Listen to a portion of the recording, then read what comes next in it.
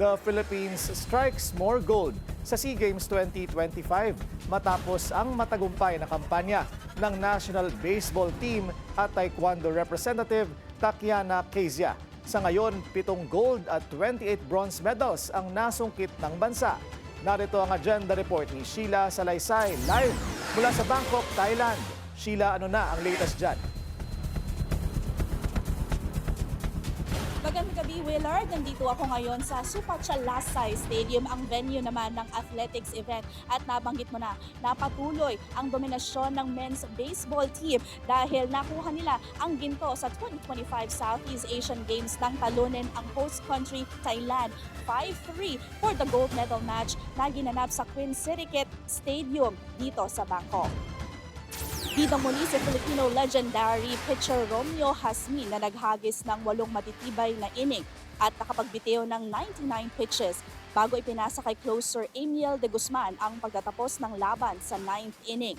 Bago marating ang finals ng National Baseball Team or winalis ng National Baseball Team ang lahat ng 7 preliminary games. Dahil sa panalong ito, nakuha ng Pilipinas ang 4 sa 5 baseball tournaments ng SEA Games, kasama ang ikatlong sunod na gintong medalya na patunay ng patuloy na dominasyon ng bansa sa Southeast Asian region.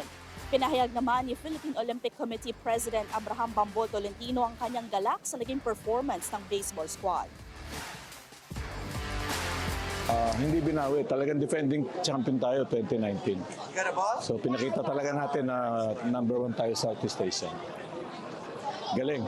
Ang ganda ng performance kahit meron, alam mo na, kalaban natin host. Pero pinakita natin yung galing at saka yung husay natin sa baseball. Nabuhay ang baseball.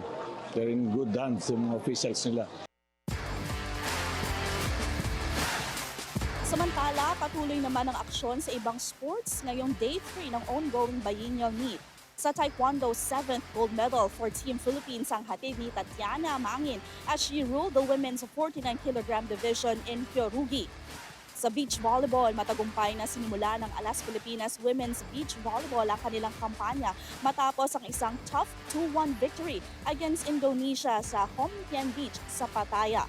Pumaplaw ang tambalang Sisi Rondina at Bernadette Pons na matapos ang slow start ay tinalo ang Indonesian pair na sina Desi Ratnasari at Sari Noor 15-21, 21-16, 18-16 sa knockout match ng best of 3 tie. Ito ang kauna-unahang pagkakataon na natalo ng Pilipinas ang Indonesia sa loob lamang ng 5 SEA Games editions. 6 na koponan ang naglalaban sa Women's Beach Volleyball Tournament kung saan ang top 2 teams ang aabante sa gold medal match. In women's volleyball, bounce back ang Alas Pilipinas women's team after winning over Singapore 25-13, 25-8, 25-18 to book a seat in the volleyball semifinals. Mas maganda ang ikinilos ng Alas Women matapos ang kanilang pagkatalo sa 14-time reigning champions na Thailand sa opening match. Naibalik ng national team ang momentum sa pamamagitan ng matinding all-around performance na pinangunahan ng trio na sina Alyssa Solomon, Bella Belen at Angel Canino. With the win, assured na ang Pilipinas sa number 2 spot sa Group A sa likod ng Thailand.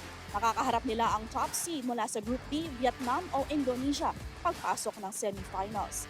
At as of 5 p.m., nakakalakap na ang Pilipinas ng 7 gold medals, 8 silver medals at 26 bronze medals, which is good for 5th place behind host Thailand, Vietnam, Indonesia at Singapore. At marami-rami pa tayong aabangan na gold medals in different events dito sa Bangkok. Kaya naman crucial day ito sa lahat ng bansa. Kasama na dyan ang Pilipinas dahil ito ang araw na maaaring mag-iba ang rankings o standings ng iba't ibang bansa. Sheila Salaysay, Philippine Olympic Committee Media para sa Billionaire News Channel. Right? Maraming salamat sa iyo, Sheila Salaysay, nag-uulat ng live mula sa Bangkok, Thailand.